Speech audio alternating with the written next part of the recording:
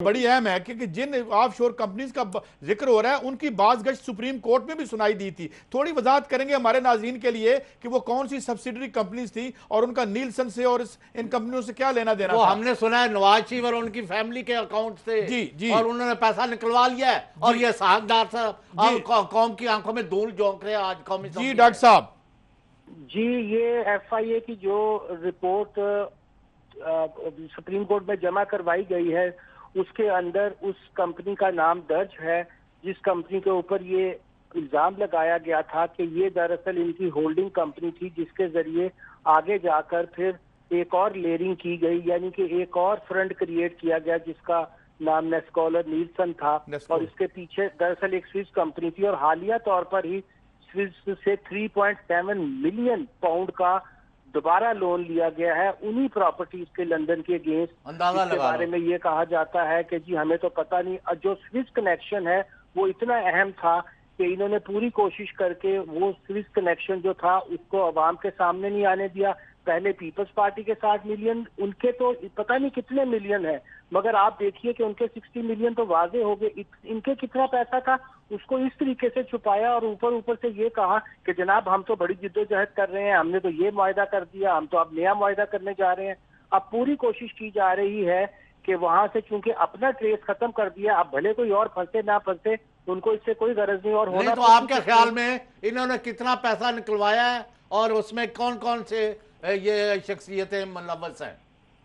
जी देखिए, जो इस वक्त जो सबसे बड़ा इल्जाम है वो इसी हुक्मरान जमात के करता धरता लोगों के है, जिसमें वजीर खजाना साहब और जो रूलिंग फैमिली है कि इन्हीं के अब ऑफशोर अकाउंट्स का, इनकी ऑफशोर कंपनियां सामने आई हैं और उसमें से खास तौर पे जो स्विस कनेक्शन था उसको आज असेंबली में कवर अप करने की कोशिश की गई है कि जनाब हम तो फ्यूचर में मुआहदा कर रहे हैं। भाई फ्यूचर का मुआहदा छोड़े, आपने पास में जो दीदा और काले करतूत तो माजी के इनके जी, तो वो सामने लाने की बजाय खुला मिटा रहे थे।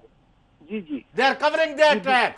अच्छा जी बिल्कुल बिल्कुल यार हद है काजी साहब, सही फरमाया। अच्छा, इसका बिल्कुल आप सही नतीजे पर पहुंचे। इसका मतलब है कि बजाय हमें ये समझें, आपकी राय ये है डॉक्टर साहब के बजाय इसके कि उससे कोई हमें पता चले कि हमारे लूट मार किसने की थी, हम मजीद आज अभी भी आपको कोई शुबह है? उनको रोज आप कहते हैं, मैं रोज आपसे बकबक करता हूँ, आप आगे से कहते हैं नहीं साहब आप बहुत डाढ़े आदमी हैं, करते हैं। लेकिन मेरे ख्याल में और कुछ सवाल करेंगे आप डॉक्टर साहब? करूंगा मैं। हाँ बोले। यानी आप ये फरमाए, हमारा ये जो शुबह है कि पाकिस्तान के लोगों की गुर्बत, नादारी, बेरोजगारी, उनको ना हेल्थ, ना तालीम, ना साफ पानी, इसका जिम्मेदार वो हुक्मरान और जो वजीर और वजीर आजम और वज़राए आला रहे हैं जिन्होंने पैसा यहाँ से लूटा है और बाहर रखा है, ये उसका डायरेक्ट असर है।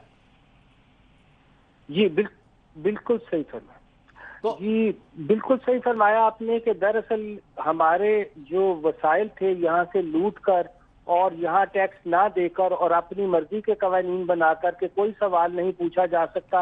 आज सिर्फ और सिर्फ इस बात पर ये पूरी की पूरा जो इलेक्टेड हाउस में ये लोग हैं जिन्होंने ये कानून बनाया और उससे फायदा उठाया, उससे भले वो किसी जमात के। तो आप चीफ जस्टिस को एप्लीकेशन दें कि जो पाकिस्तान से बाहर पैसा लूट के रखा गया है, वो साकम निसार कहते हैं करप्शन के लिए zero tolerance, money stacked in foreign land will be brought back.